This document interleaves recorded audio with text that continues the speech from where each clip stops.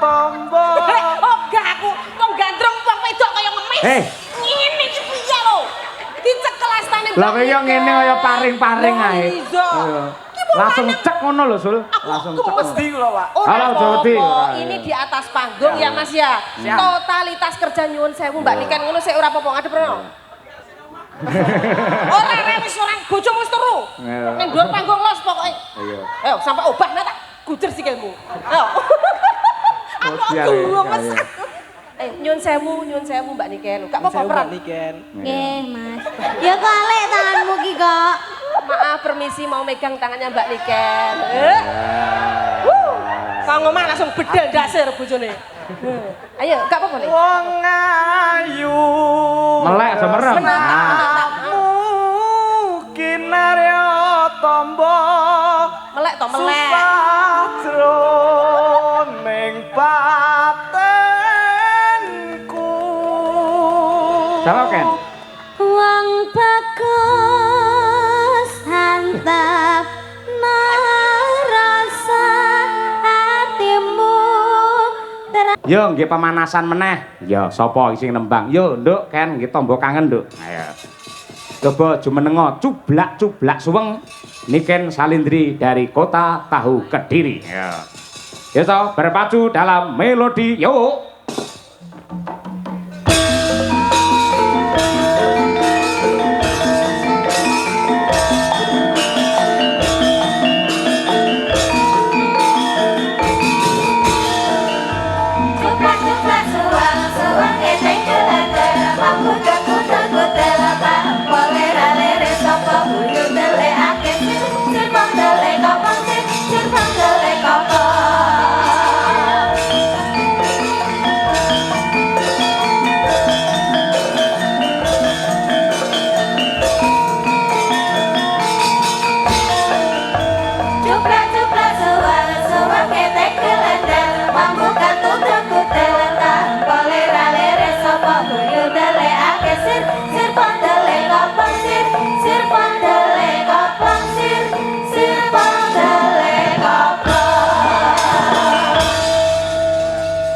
Hadir di tengah kita ya kuwi bintang dari Kediri Niken Salindri. Nggih. Sik saurunge nembang tak takoni, sampean sing ngejob sapa? Pak Sis. Kang Sis yoan. Dadi sing mbayari ya Kang Sis bakale. Pak Sis. Lah Pak Lurah modale apa berarti iki? Izin, Pak. Napa? Izin. Izin piye? Izin untuk Keramian. iya. Oh, ngono kuwi. Aku Kang Sis, sampean Kang Sis, ya toh. Mama Lucy. Mama Lucy ya Kang Sis padha ae. Sampe nak suara men to, Mbah. Mbah Sis niku mbah kula lho. Mbah Sis, oh heeh. Nggih. Mbah Sis Wantara. Berarti sing nimbali jenengan Mbah Sis. Mbah Sis. Kula nggih Mbah Sis. Heeh. Mama Lucy nggih Mbah Sis. Heeh, terus Berarti Pak Lurah lek ra nyangoni ya kebacut, Pak. mbok menawa diwakili karo Pak Wakil Bupati iki mau nyangoni. Ya beda, Pak. Oh, beda. Iya, beda. Pak Lurah ndi to mau? Ngelem aku wayu tapi ra disangoni. Lho, ngene jer Basuki mawa beya. Sampeyan lek nembang apik, njogete becik, wis ta aja kuwatir. Mengko mesti diwakili karo Iya, Pak. Yu Nyamini, kuwi bojone Kang Sis yoan sing bakale paring tali asih marang panjenengan. Oh, nggih karo lek Mama niku Lucy. niku Nggih. pasti. Nggih. Bener. Niku Mbah Sis sing lenggahe teng sebelahe Bu Lurah. Niku Mbah Huti Sis. Oh iya. Nggih. Nggih. Yo gandeng sing mirsani wis ngenteni sampeyan kabeh. Yo salam-salam kagem sedaya para lenggah Nduk Niken Iki acarane Salindri. napa, Pak? Hah? Sunatan. Sunatane sinten? Sunatane Pak Lurah. Ya putrane mau genal jelentrehke Muhammad Wisanggeni. Lho. Lah tapi kok sing nimbali Mbah Sis? Lho, mergane Mbah Sis kuwi wis ndaku putra Pak Lurah Wengkal dadi putrane. Dadi sing dihitanke iki padha karo putune Mbah Sis. Ngoten. Heeh. Terus sing dihitanke iki ponakane Pak Wakil Bupati, ngono kuwi. Pokoke piye carane kabeh iso dadi dulur ngono lho, Nduk. Oh iya. Ya didoakan semoga buat Mas Wisanggeni, semoga menjadi anak yang soleh, berbakti kepada kedua orang tua, sehat selalu, panjang umurnya, tercapai cita-citanya, dan kagem Pak Lurah kalian Bu Lurah matur sembah nuwun sanget. Mugi-mugi sehat selalu, panjang umurnya, kathah rezekine, awet leng ngomong anak putune, kalih Mbah Sis kalian Uti. Terima kasih banyak. Sudah Pak. Sampun nggih. Lho penontonnya urung didongakne penontonnya. Ya, terima kasih buat para penonton yang sudah hadir di sini maupun yang lihat di live streaming karena sudah menonton Niken beserta Pak Cahyo Kuntadi Sarombonge. Mugi-mugi tansah pinaringan sehat selalu, panjang umur, rezeki ingkang kusik. Pak Cahyo Kuntadi sak rombongan, sak rombonge ya bakul soto napa piye? sama aja. Oh beda. Sak rombonge tegese nggawa rombong rene, lek sak rombongan tegese kancane akeh. Ngono lho, Nduk. Ya, sak rombongan mugi-mugi jenengan sedaya tansah pinaringan rezeki ingkang kathah barokah Allahumma. Amin. Mugi-mugi tansah pinaringan seger kuarasan panjang umur Allahumma. Mugi-mugi sageta munggah kaji Allahumma. Amin. Mugi-mugi sageta nanggap Niken Salindri. Amin. Ah ya wis laris kaya ngono sik kurang tanggapan sampean nggih ora nggih. Lek kanggone piyayi ulang tahun lek mengucapkan piye, Nduk? Ulang tahun. Kalau ulang tahun ya happy birthday, semoga panjang umur sehat selalu, semoga panjang umur sehat selalu. Nggih, selamat ulang tahun ya. Iya. Nah, selamat ulang tahun. Kanggone wong nikah selamate piye ucapane? Sakinah mawaddah warahmah. Wah iya, selamat menempuh hidup Itu baru. baru. Lek kanggo cah sing disunat nih, selamate piye? Selamat menikmati. Terus? Selamat menikmati. Itu kalau dikitan itu bentuknya gimana, Pak? Wah. Itunya kok bisa dikitan itu gimana? Istilah dikitan ki diislamke ya. Nuwun sewu, nggen alat vital. Nuwun sewu kuwi kudu ngerti mergo iki agama, Nduk. Nggen pepucuke alat vital kae, kuwi iki janjane reget, itu adalah najis. Ketika tidak dihitan, tidak dipotong, itu akan menjadikan sumber penyakit dan kalau beribadah kanggone wong Islam, salat ora bisa sah mergo seenek najise. Mula padha karo Mas Wisanggeni iki diislamke karo Pak Lurah. Mula dihitan. Oh. Berarti kalau sunat itu harus orang Islam aja. Loh, ora mung Islam, malah mbiyen ki ning Eropa, para putri, para wanita Eropa nate demo. Nuntut supaya mbuh agamane apa, piyai kakung kudu khitan. Pamrih apa? Men ora ana penyakit sing ana alat vital kuwi mau. Oh, gitu. Berarti menyelamatkan ya, Pak, dikitan itu. Menyelamatkan dan juga mengenakkan, Nduk. Piye lek ngomong ya iki?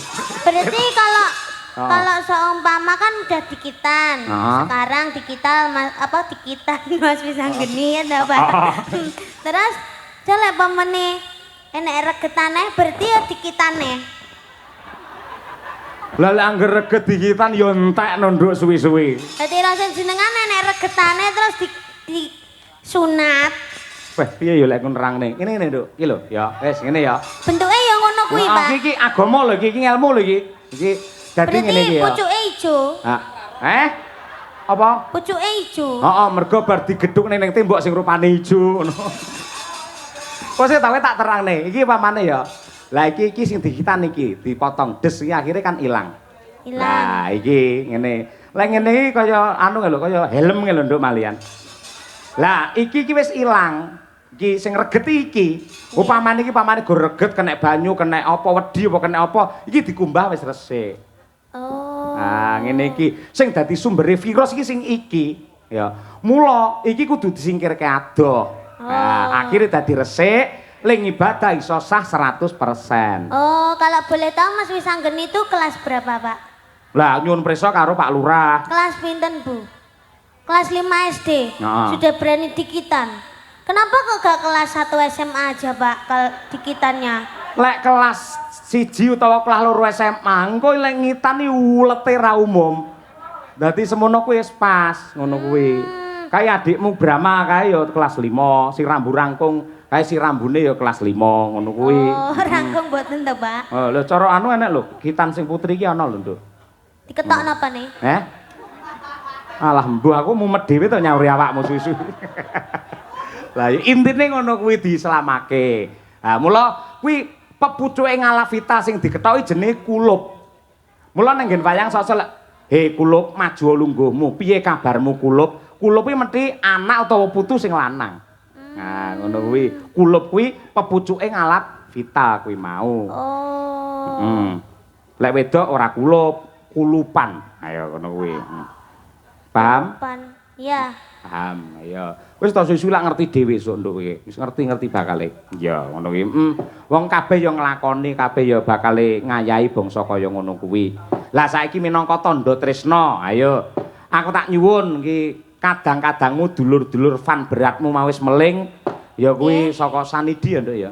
Nggih. Nah, Sanidi diwakili karo Mbak Tutut kuwi ngersakake pangkur Semarangan Niken Salindri. Ya, kaya ngono kuwi. Piye siap? Siap, Pak. Oke, luar biasa. Ya, coba diaturake. Ya. Sama nyuwun pangkur Semarangan, Mbak. Heeh. Kayak ruruh. Mula lek urung roh iki dudono lho. Oh, iki lho pangkur Semarangan. Wong duwe penggemar malah diseneni Niken ora.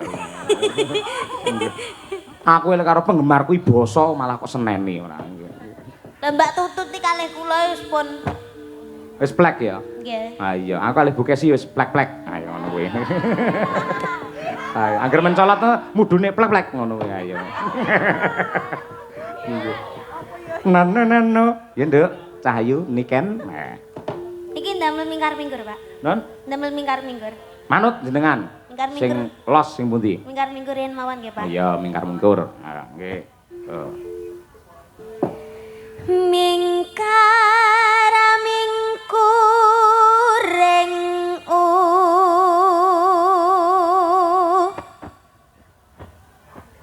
kara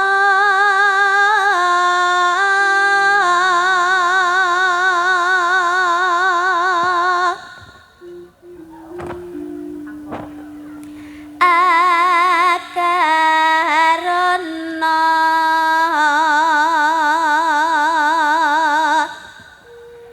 karenan marati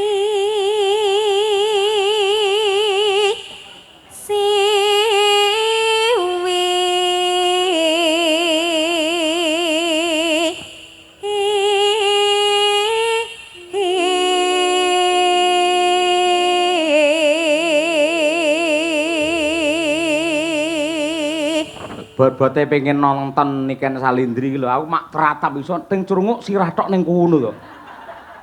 Masyaallah, mak kowe iki anci-anci apa nduk ning kono? Kursi. hati-hati lho ya. Hati-hati, ayo. Sing sebelah cah cilik lanang wis sunat apa urung? Urung. Oh iya, heeh. Wis hati-hati ya, nek nganti kecepet disunati ning kono kowe engko. Ayo. Iki ibuke ya ning kono masalah ki sing wedok. Iya. Nonton wayang iso ting crunguk ning kono ae.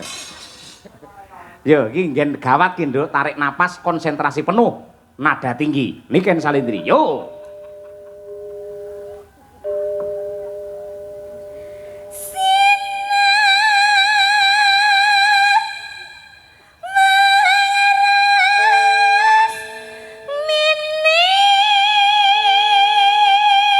Alon-alon, Nduk.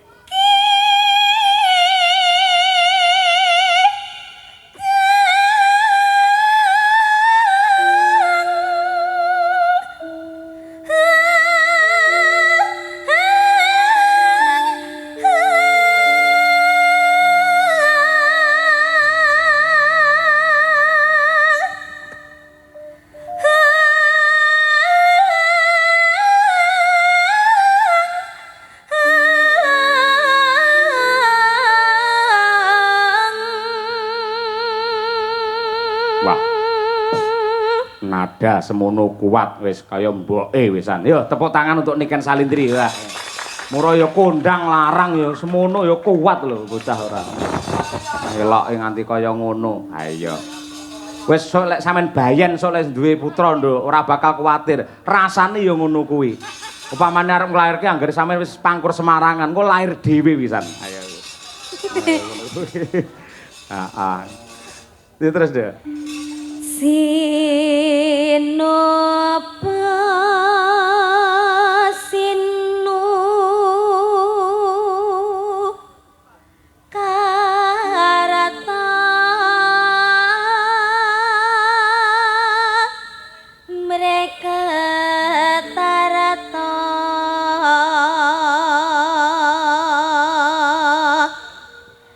pakartining ngelmu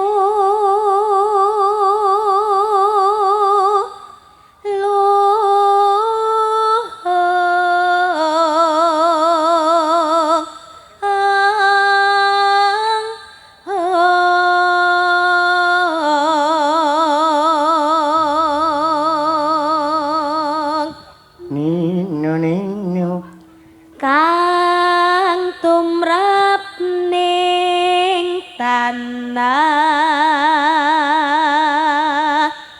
Jawa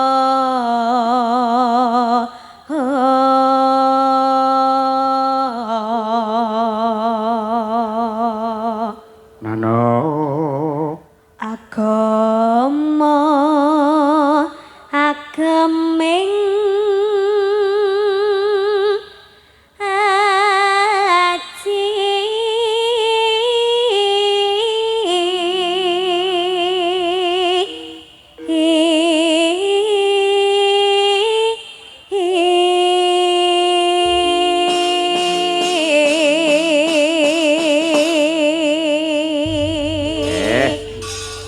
luar biasa ya. Ya nduk, kelangenane bapakmu aturna nggih tamba kangen luwih dhisik. Iya, Pak. Ayang-ayang ya nduk ya.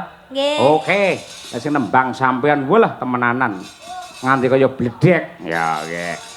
Yo, ayang-ayang bersama Niken Salindri. Ya, yuk. Oke.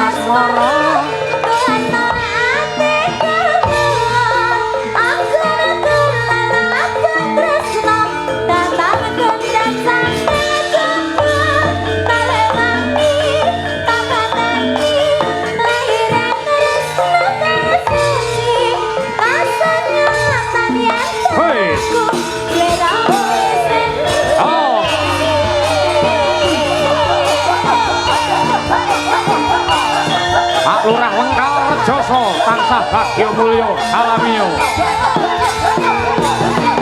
Oh.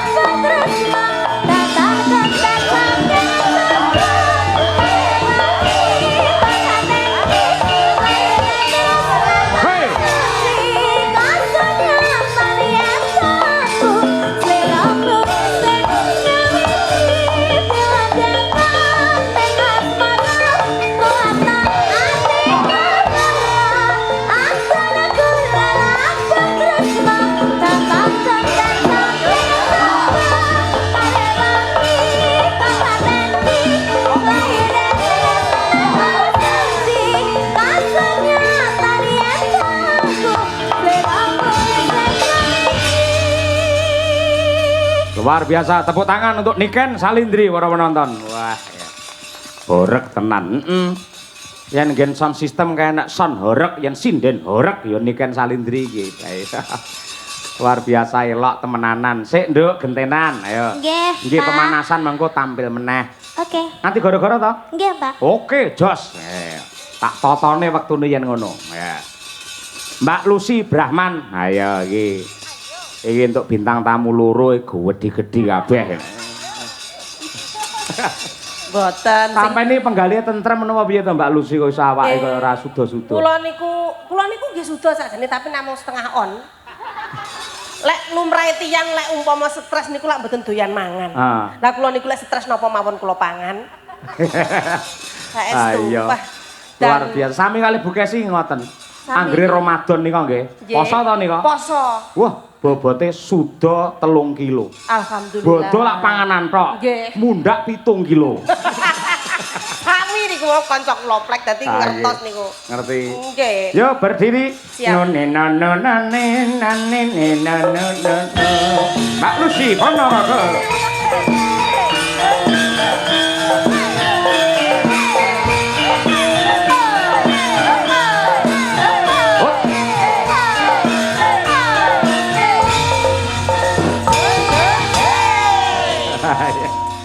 Lha iki mau supote khusus nggih jenengan manuk dadali mergo aku ngerti sampe nambah wis setengah umur kaya ngono senengane karo manuk. Lah jenengan nggih ngerti to?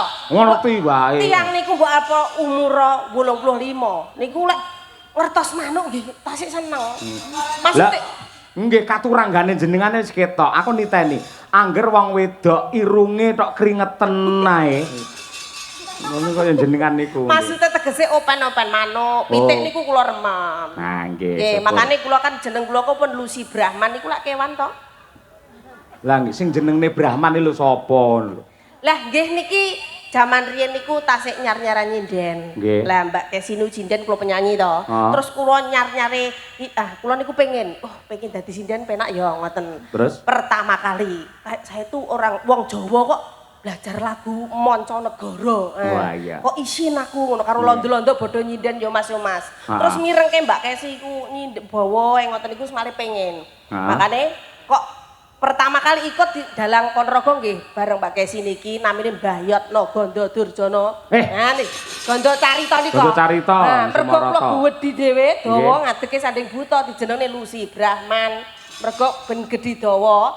Terus didol daginge ben payu larang. Kula sing ora cocok jane yen jenenge Lucy Brahman. Kula sing mboten trima. Nggih, ya napa? Kudune ora Lucy Brahman. Lah sinten? Limusin. Lah nggih sami iku. Lah iya. Terus niku dinobakne meleh kalih Bapak Anom Surata, Nduk, Brahman kuwi kudu kewan tegese tak artekne Brahmana. Wah, iya. Entuk munggah derajat kasta tertinggi. Wah, iya. Pangestune nggih ngoten tok-tok maneh. Nggih, aduh. Mula nggih derajat jenengan luar biasa dadi sinden kondang laris, isik pegawai negeri mula ya diangkat derajatin jenengan. Amin pangestune jenengan sami mawon panjenengan nggih ngoten nggih. Nggih. Ayo matur karo Pak Lurah Wengkal. Masyaallah nggih. Wilujeng dalu assalamualaikum warahmatullahi wabarakatuh. Waalaikumsalam. Turu mlumah. Arep nyapa ya ini mlumah. Saya tak pari anak nggih Pak Lurah kok. Pripun? Tuku mlumah. Turu mlumah. Kecemplung ngerti, sumur. Dek. Mugi Pak Lurah, Bu Lurah panjang umur. Nggih. Mangan sosis. Mangan sosis. Kok 5.000-an? Mangan sosis kok madhep rene. Pak Haji Sek mudi kathah rezekine. Terus numpak tronton. Numpak tronton lakune mundur. Terus? Ya nabrak. Kuwi lho teruse piye jawabane kuwi? Nggih. Kabeh penonton panjang umur. Kabeh penonton mugi panjang umur. Numpak tronton ning peteng-peteng, mugi penonton ndang padha meteng. Dongane lek anake siji ra apa-apa, lek nganti 4 5 mesake lho kaya brayut dan. Ayo mboten napa-napa. Nggih. Nggih, niku sing dinteni Bu Lurah estu. Pak Lurah makane teng mriki kering kete sak grontol-grontol. Ante Bu Lurah gedhi dhuwur kaya limosin rek. Oh iya. Bu Lurah nggih kembaran Wika, kula. ya? Gedhi dawa BK. Pak Lurah plek karo aku. Jano. Tapi nggih pama dijejer kula kalah ayu arek Bu Lurah. Kalah ayu arek Bu Lurah. Bu Haji nggih luar biasa. Berkat Mas Cahyo, berkat Pak Lurah saya pinanggih kali anak wedok niki 1 tahun sudah lama ndak ketemu. Jenengan niku? Nggih. Riyen kan sik cilik untul-untul pipine mintul-mintul lek mangan pentol kula colongi. Saiki ku terus tambah moncar, tambah cantik. Weh, nek Mbak Niken ya Mas. Nah, Wis ayu banget. Terus mari ngono gawe kawat. Kawate ireng. Lah mbok wong ayu gawe kawat ireng kita ayu ya. Jajal lek Lucy Brahman sing gawe kawat ireng. sampean kawat memeane lho, Mbak. Lah lek aku sing gawe mreng guyu kan dikira mak lampir. Nah, iya. Oke, niki matur sembah nuwun pokok intine kabeh kanca-kanca sing mirsani wonten channel YouTube tak sebut kabeh nek 50 channel YouTube kabeh wis muga-muga sehat kabeh. Amin. Ya rabbal alamin. Niki lagu napa kula? Nggih. Kula nyuwun mangke dijaranke Gubuk Asmara. Halah Gusti Allah. Nggih, Iya. Gubuk Asmara terus ibu-ibu ten rencang pawon wau pesen lagune kok bojo loro. Iya, nggih. Niki hajate sunatan nggih. Sunatan. Sunatan. Nggih. Putra Mas sinten asmane wau? Wisanggeni. Asmane apik ya Mas. Wisanggeni kados ayang. Mila lakone niki nggih Banjaran Wisanggeni wiwit lahir ngantos dadi ratu. Lah niku nggih. Oleh bagus, semoga menjadi putra yang soleh, berbakti dumateng tiang sepuh kekalih. Amin. Menjadi putra yang sukses bisa membanggakan kedua orang tua. Amin. Sampun iki? Nggih, dibawani rumiyin Mbak Lucy. Nggih. Pucungipun. Ayo nggih. Ya, Mbak. Nggih. Mingkar nyingkur.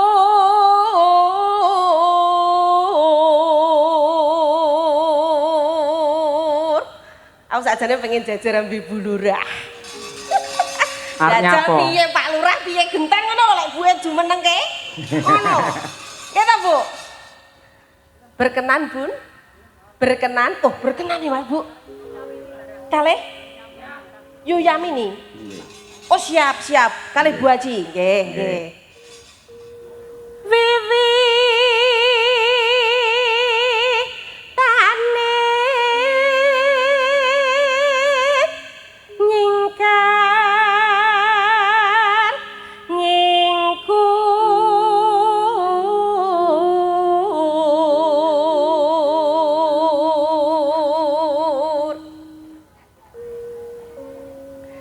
lingsir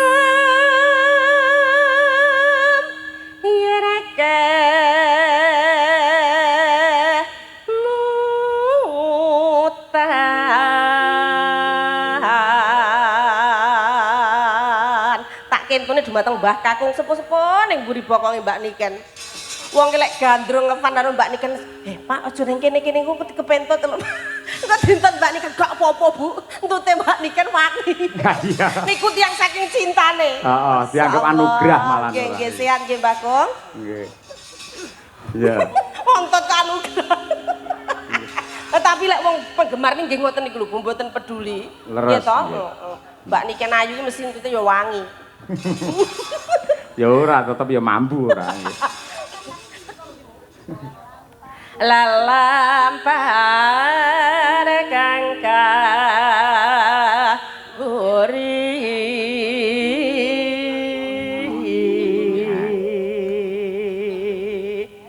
nano tarasna tulus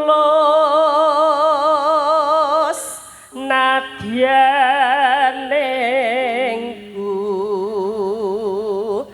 bekas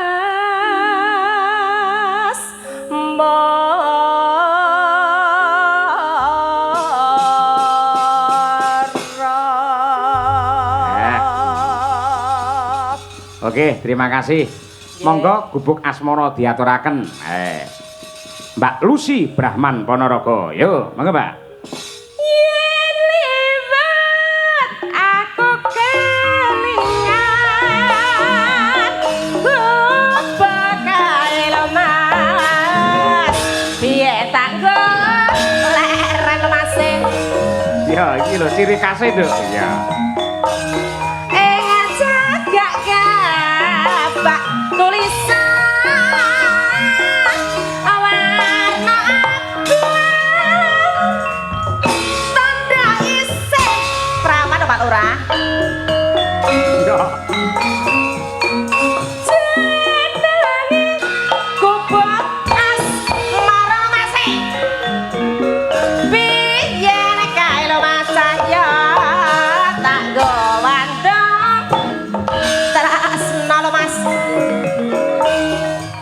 Mburi kudu nek Mas.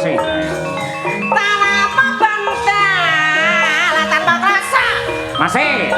Mas. Buat abati ketaman marah. Alon-alon Mas. Malih Mas. Malih Mbak E. Ayo. Kubek kae Panawati lo Mas. Wiwit biyen Tomas. Hey. Saiki lo Mas.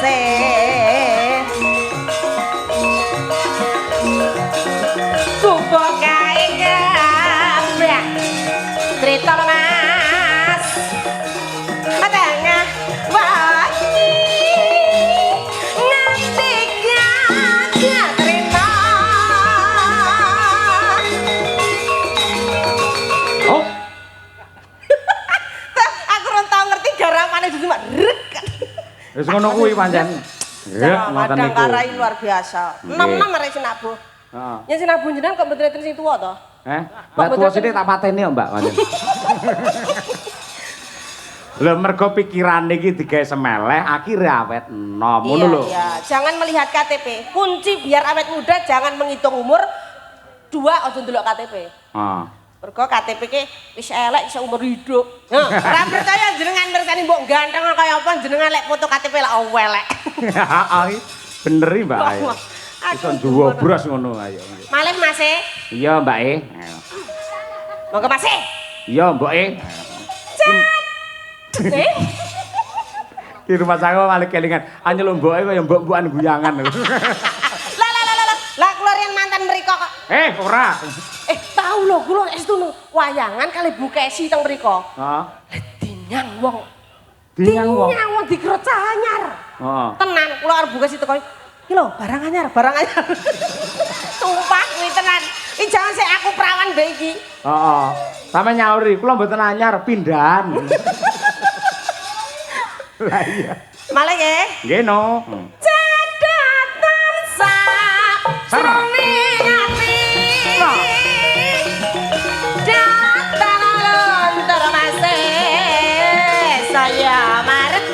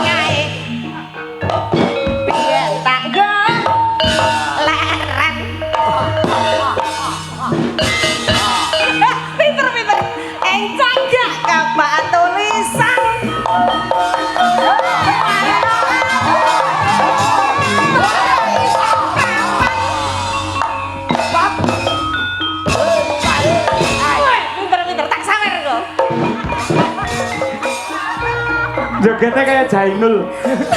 Tapi pinter loh, kula ngetes sing ngendang lho hebat. Tekan ndi mau? Dong Tresno. Ya iya lho Mas. Ya iya. Tanpa bangkang, tanpa rasa.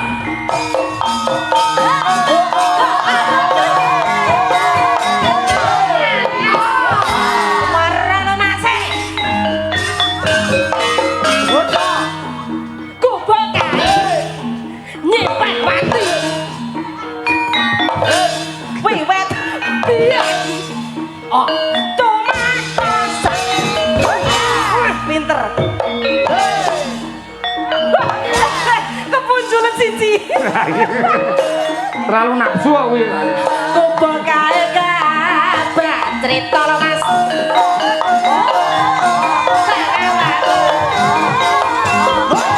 nganti gajah rena malen masih sedatan sangrumi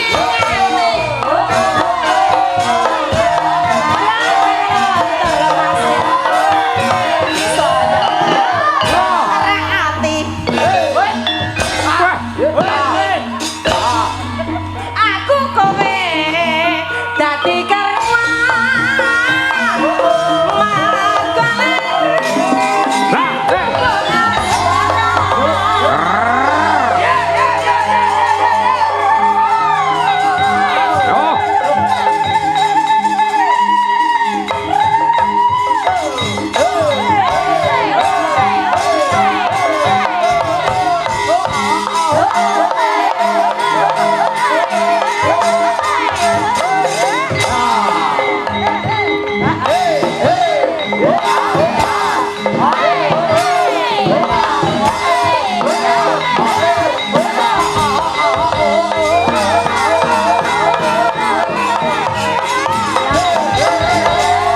Tepuk tangan untuk Lucy Brahman, luar biasa. Wah, pola iso kaya ngono. tapi hebat lho niki kendangi lek ra profesional sampai plek. Wani nyawer 1.000. Ayo pertanyaane. Nggih. Sampeyan lek duwe bojo to? Nggih. Ngerti polahe kaya ngono bojone jenengan ora gila ngono. Yo gila sakjane. Ayo. Aku mau dadi bojone wedi to. Ayo. Iso ngrusake terot kuwi. Ayo. Oke, sampun iki pangurutane pun diaturi. Nggih. Luar biasa. Nggih. Kowe lek sering ketemu mesti ya apal, ya. Iya. Sinten sing ngendang niku? Mas. Sinten? Pakno. Heeh. Cakno kulit Magetan. Ayo. Matur nuwun Cakno. Nggih. Wah, aku sih kok timbilen kowe. Lho jeneng ya kuwi kok ya sampean iki. Maksud Cakno. Heeh. Ngerti ra umure pira kuwi? Pinten umure? 57. Lah kok sik nemen. Heeh. Tenan to Cakno? Sapa jeneng sinten asmane? Oh Cakno, Valo Cakno. Ayo. Oh iya. Soale no. Tak dongane bojomu ayu no. Meneng ana. Engko tak tukokne rokok no. Aku nek wong ganteng wis ra apa-apa tak torokno. Sampeyan ndongakne kleru. Lha pripun? Dongamu piye mau? Muga-muga piye? Muga-muga tak dongakne oleh bojo ayu no. Sampeyan salah. Bar ae cah kuwi pegatan. Kuwi iki semono duda lho kuwi. Oh alah no ra sida no. Nono ki mbako apa to nono? Nah, mbakomu apa to no? Tak tukokne no. Wis no kowe SMS aku. Mbak Lucy aku pengen bojo rawan apa rondo apa setengah rondo, setengah tua. Ya. Gak iso ngayahi to? Kok kira lanang no? Wah luar biasa ini memang sarjana seni pilihan ya. Nggih. Matur nuwun Mas No. Nah. Suwun Mas No. Iya. Ayo nggih. Elak temenanan nggih. Terus kompak arang-arang petuk parantene. Hi iso. Aku ndelok Mbak Lucy nembang iso. Hi gila aku. Lah kula jane jenengan niku jane kula niku wau jane pun mboten pengen joget to. Tapi ngoten niku nggih kesetrum. Jadi dadi koyo disetrum dhewe ngoten niku berarti luar biasa. Sino ki duwe anu apa iki jenenge magnet. Malah mlorot kok tak. Wegel aku. Benake sik nyisih lho. Lah iya to. Kowe iki nyapa lho nang ngono kuwi mari aku kilap ae. Engko tak tukokne rokok no. Nggih. Iso lho sing ngendang suwi-suwi kedanan tenan iso lho kuwi. Tapi kula tenan luar biasa, kula seneng tenan kali kendangan niku. Jarang iso cocok ngoten niku nembe pisan kok, hebat. Jenengan lek sok tanggapane ndi mangja lepas kula prei. Nggih to? Nggih. Men iso kompak biasa lah cak percil nang ndi nggo pengendang kok Banyuwangi to. Nggih. Jenengan nggo kok Wonogiri. Lho ngono kuwi. Engko sanu cakno pegatan nah. Ya kuwi tanggung jawab sampean ora. Nggih, siap. Yo genti artise Madangkara. Ayo Mbak Winong dan juga Mbak Birgita. Ayo. Arum Bali. Yo, codedos.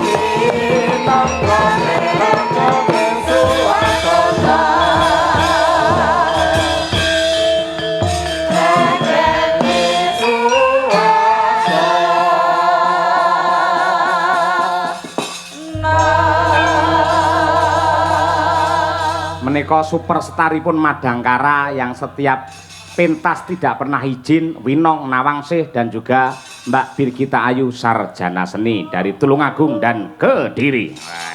Nggih, selamat malam, Pak. Karena kan kita kan tidak pernah izin toh Pak, hadiah ini ku nopo? Jenengan kok tidak pernah memberi kita hadiah ngoten lho Pak. Kok iso nakoni hadiah? Sampeyan ora izin melu nyinden akhirnya ya dibayar. Kewajibanmu wis kok tindakne, hakmu ya kok tampa kok iso. Lho, mboten Pak, nek zaman sekarang itu ada self reward Pak namanya. Lah itu Pak. Apa kuwi? Self reward, Self reward itu hadiah untuk diri. Ya wis. Jenengan pemimpin toh Pak, pemimpin grup. Jangan dalang kula sinden gitu. Ya jenengan sekali-sekali niku memberi hadiah kepada sindene jenengan Pak. Oke, gur ngono beres. Sok minggu tak golekne bros kabeh. Bros? Bros biyen kuwi lho dodoe lho. Lah wi kan sok minggu dina iki lho Pak, napa? Ya mosok arep tanggapan ngene iso ngene hadiah. Lho, Saya tak tukane bros wis to, khusus Winong karo Brigita sing masang aku dhewe. Seto. Sila Pak, kita kan sinden, tugasnya nyinden. Berarti kita kan yang menyanyi gitu Pak. Berarti ya mau lho nong sawerane saka Pak Wakil Bupati mau lho kudune iki ya diweni ak dhewe. Mau digawa dhewe. Kok digawa dhewe ya? Kok digawa dhewe ning ngetokne dalange cetil. Lah ya. Lambene tekan titik. Kowe ora ngerti, ning Nganjuk ya Kyai Sepuh wis paring dawuh. Yen bar jam 12 bengi, cah wedok ini ke duwe ora ilok. Lah kenapa? Ora pantes. Lah napa Pak? Ngono dibangun pipi gombel kuwi. Lho Pak, itu tuh tegese ki jenengan niku amanah Pak. Mosok sampeyan Pak Wabub kan mestine nggih anu niki disalurkan ke sini gitu. Pak Wab mau ngendika Pak Wabu ngendika lek ora ngerti to kowe. Nalika masyarakat Pak Dalang niki mboten kangge sinden ning khusus kangge jenengan piyambak. Napa nggih, kula mboten mirengi. Kowe ora percaya ngono? Nggih, mboten. Aku ya ora percaya ya aku. Ayo nggih. Wis bareng nyono aku ngudidum karo kanca-kanca pengrawit kabeh. Yo. Iki nyo tampa. Ngono, ngono. Dikira aku cetil. Aja diumumne aku dalang cetil ya. Lho yang bilang Mbak Birgita bukan saya. Lah kok tanganmu nampa? Lah kan sing Kosek kowe kok nampa? Lah kan sing cedak kula, Pak. Bendarane sapa? Mbak Birgita. Ya kon rene cahe. Oh, oke. Nggih, karena saya niku ngapunten Bapak Ibu kula niku menjabat sebagai bendahara sinden Madangkara. Dados uang saweran niku masuk ke rekening kula, Pak. Ngoten. Iya, menjahat. Ayo nggih, menjahat. Nyo iki ditamani. Nggih. Sungkem sik karo dalange. 1 juta lho iki rumah saya. Kanjeng. Takut jeluknya ditamani ngono. Nggih. Didum. Ikhlas ya. mboten? Heh? Ikhlas mboten? Yo nadyan ora ikhlas paling timbang kok lolokne wis tampanono ngono. Mbok yo sing ikhlas sopa apa? Ya ikhlas wong kuwi dudu dhuwitku paringane Pak Wabu kok ya ngono kae. Nggih ngaturaken sembah nuwun nggih Pak Wakil Pak Wakil Bupati. Bupati. Oh iya. Ayo mulai jolono nganggo tembang sing apik ta loro. Arep nembang apa? Yo. Anu aja. Apa? Yang hits sekarang aja, Pak. Apa kuwi? Kusuma Wijaya aja, Pak. Wah iya nggih Kusuma Wijaya. Nggih. Coba diaturake Winong Nawangsih Mbak Birgita Ayu. Yuk bersama Madangkara Group. Oke.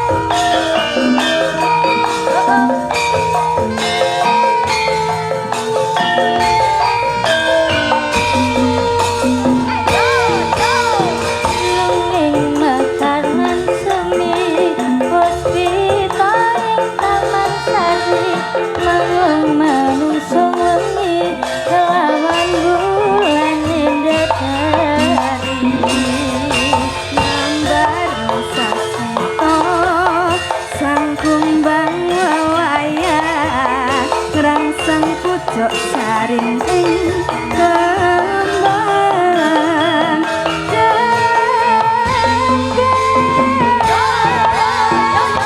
maneng ratri mangsa winci kinanti mamatri sajroning ati kang suci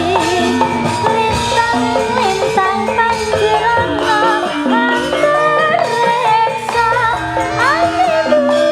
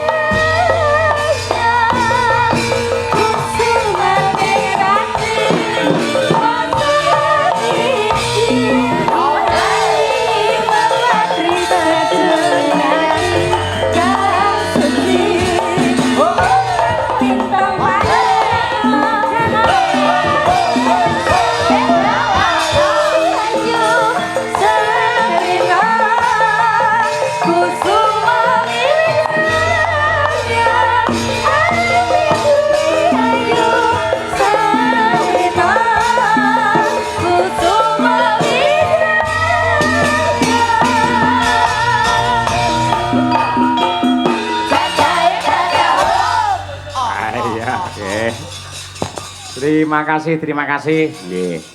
Ugi ngaturaken sugeng rawuh marang Pak Jono karo Bu Sri adoh saka Surabaya.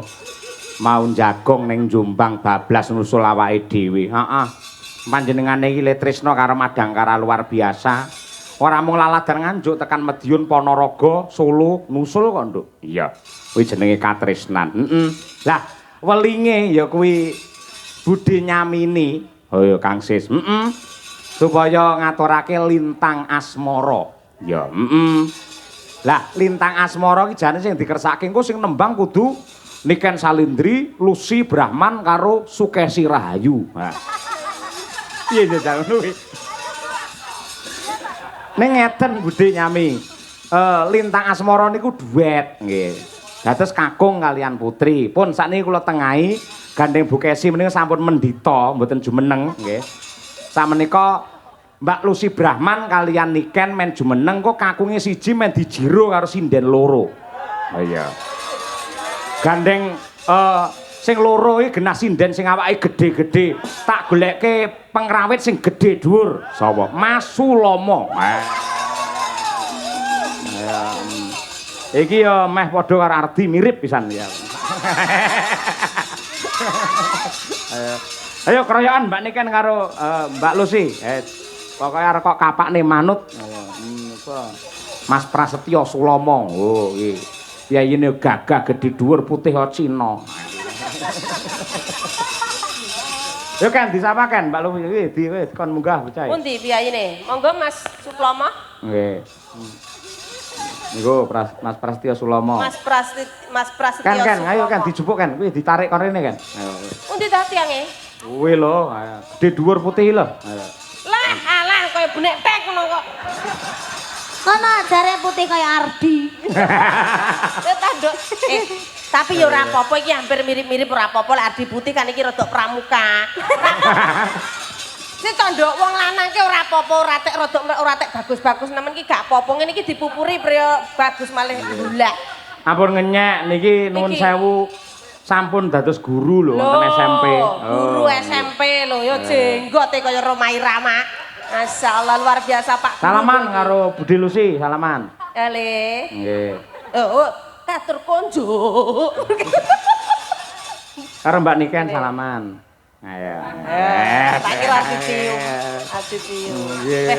Masyaallah. Iki kok bakal viral jenenge Suken. Sulomo Niken. Ayo Suken. Suni, Pak. Suni apa? Sinten? Sulomo. Sulomo Niken to, Pak. Iya. Suni. Dadi engko kaose ya lek gawe kaos fan club meneh, rupane kaose ireng. Sing ketok jane sing dijejer cah loro, sing ketok go awakmu tok. Iki Dok, iki kan kamu masih muda toh, muda Suni. Siapa iki jenenge mau? Suloyo. Suklon. Dewe ku tak kopro. Sulomo karo Niken. Besok lek tuwek dadi sapa? Sukeura, Udu. Jaini. Kok iso Jaini? Lah iya kan tuwek wis tuwek kok. Iya, anek Niken dadi apa? Jenny. Jenny. Apa kuwi Jen? Iya, Jaini Niken. Nah, sepuh ta mak Jaini. Pak Guru, selamat malam. Bagaimana perasaan panjenengan lek dicedhaki Mbak Niken? Umpama kowe dadi bojone Niken ngono piye rasamu? Kula ngadeg niku pun dredeg kok. Allah ya. Bes kula gegeden niku. Tapi ra apa-apa Le, kalau di atas panggung tak mung. Di atas meneng kok. Ki wayahe digawe wong loro iki gedeng. Tak mongi. Tak kareni Mbak. Upama ya sok iki upama lho. Sulomo terabi karo Niken ya to. Sing tak bayangne anake, mendhi kulite kaya zebra cross ngono. Kayak zebra plonteng. Tapi gak apa-apa lho, Le. Iki ning dhuwur panggung iki kemerdekaanmu. Kabeh piyai-piyai ning kono ki pengen jejer Mbak Niken. Ngene iki kesempatanmu ra apa-apa, duet los. Ya, wani ra ngrangkul Niken, dirangkul. Wani ra? Mboten. Lah apa? Mosok ra wani. Ora gaduk. Mboten. Kesempatan ra apa-apa dhuwur panggung kok ya. Aku ki lek nyawang wong lanang lek ora tekan suarane sik. Iya, coba dites ya Mbak Niken. Oh, coba. Ajale. Iya. Mas Ral Dudut. ral. Ketoke cah cilik suarane wo mantap. Iya. Sekso Pak. Iya. Sekso Pak. kersane. Yo Mas Udin, nggih ancer Mas Udin. Ayo, nggih ancer. Ayo. Yo. Jajal, Yo Mas Diasto. Aja bae to meneng-meneng. Kok bae. Nah, dibondo gagah, wong lanang gagah, cedak Niken Salindri gagah. Nah, ngadep rono, terus dirayu. Kamu kayak ondel-ondel. Kedet tapi ra apa-apa le. Lanang tenan. Saltingnya jan kayak wong wedok ya. Nah, nggih. Wah, Ayo. yo nyandi. Lho, ayo bawa ki. Nah, Sik kok kae sik. Dirayu Ayo Mas tuh. Udin. Dirayu Mesake tuh. pengen tampil ya serompete. Ayo. alah. Kadang dicekel e. Ayo. Ayo. Ayo Mas Udin, ayo. Mas Udin. Aja didagang Mas, ayo Mas. Ayo. Ayo. Ayo. Niki nggih jumeneng. Ayo jumeneng Mas Udin ayo. Mosok Aja kuwi ketoke linggo wis ngadeg kuwi pisan.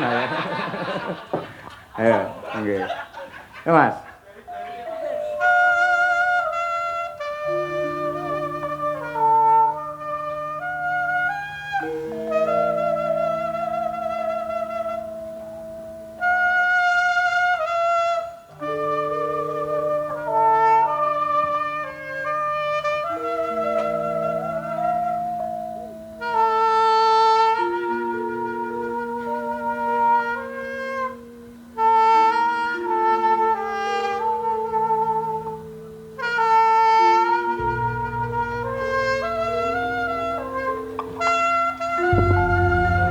Ya, luar biasa iki. Tapi kurang afdol kalau ndak vokal cowok menggandruk Mbak Niken Sarindi. Rale, ayo rale. Ngadep rono aja usrek enak. Linteng sikilmu kok. Wis entek sabare ketok ilusi. Wong lanang ki sing gagah ngono, wong sanding Yo, widodari. sing banter Sul. Ngadep rono. Ngadep rono. Ayo cekel kowe, tak cekel. Ndak nyanyi. Kok usrek. Wong ayu tresna. Tangane cekel. Cekel Mbak Niken. Kinarya tombo. Oh gak aku, kok gandrung wong wedok kaya ngemis. Heh. Ngene iki piye lho? Dicekel astane Mbak Lah kowe yo Niken. ngene kaya paring-paring Lah ae. iya. Ayo. Langsung cek ngono lho Sul. Langsung cek. Mesti kula, Pak. Halo, Jody. apa-apa, ini di atas panggung ya Mas ya. Siap. Totalitas kerja nyuwun sewu Mbak Niken ngono sik ora apa-apa ngadep rono. Ora wis orang bojomu wis turu. Iya. Ning dhuwur panggung los pokoke. Iya. Ayo sampai obah tak gujer sikilmu. Ayo. Aku Biar, gemes. iya. Nyuwun sewu Mbak Niken. Gak apa-apa perang. Niken. Nggih, Mas. Ya kok alek tanganmu ki kok. Maaf permisi mau megang tangannya Mbak Niken. Kang omah langsung bedel dasar bojone. Ayo, gak apa-apa nih. Wong ayu. Melek aja merem. Nah. Kinarya tombo. Melek to melek. Susah jroning batenku. Jawab Ken. Wong bagus hantap rasa hatimu tresnaku tulus jroning kalbu Senadyan Menatap. Ungi banyu segara rasaku ra bakal serna senadyan nyawa rancat saka Rangkulan, Ken? Dirangkul, Ken?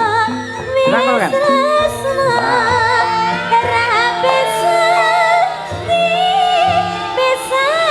Terus kan, dirangkul kan? Dirangkul sing kenceng, banting Keng, banting. Ayo, lah sulama ngece wong dirayuni kan malah melet-melet ora. Lah nggih, Ayo. malah keder iki ngapa lho, Mas? Digandrung yang Ayo, ayo. kok melet-melet kaya. Ayo milih ndi? Iki apa sing ning omah? Ayo. Ayo milih Mepsa apa iki? Ayo. Ayo.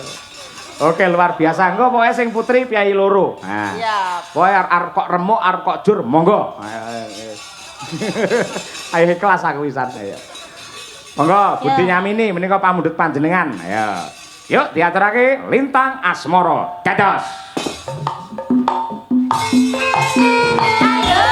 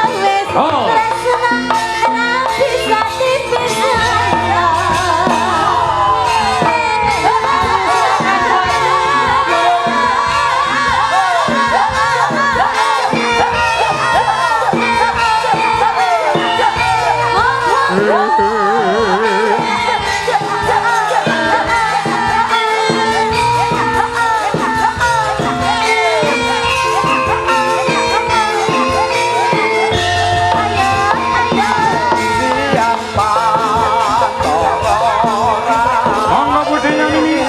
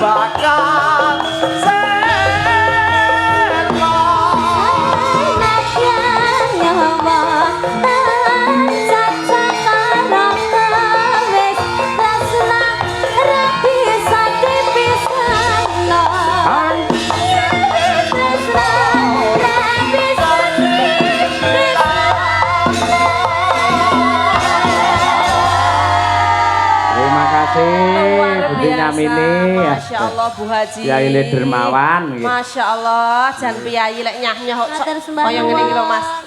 Kados napa Ibu Haji mboten ngersakaken request lagu Bu Lurah? Niki wau. Oh niki wau. Masya Allah. Ya Allah. Pun ngendika Allah, menawi sampun napa niki wau tembange? Nggih. Lintang Asmara panjenengane badhe paring sih katresnan. Nggih. Nggih, nggih. Nggih. Kalian jenengan no. Oh nggih, foto-foto mriku mumpung pinanggih. Nggih. Mbak Sis.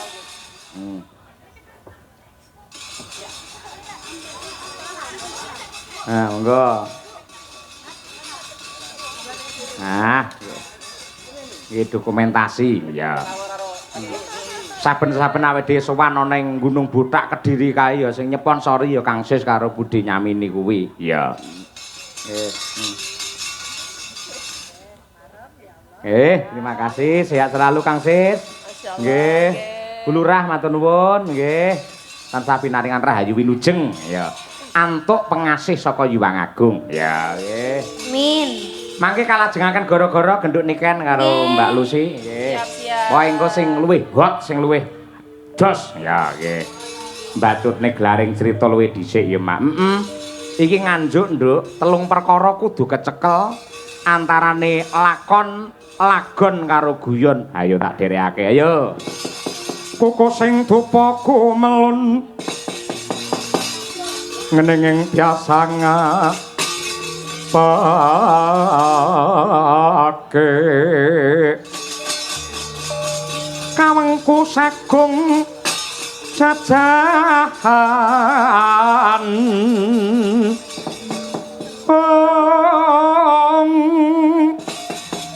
nanging sangat hangikipi sang reksikaneka putra kang anjok saking wiyabdi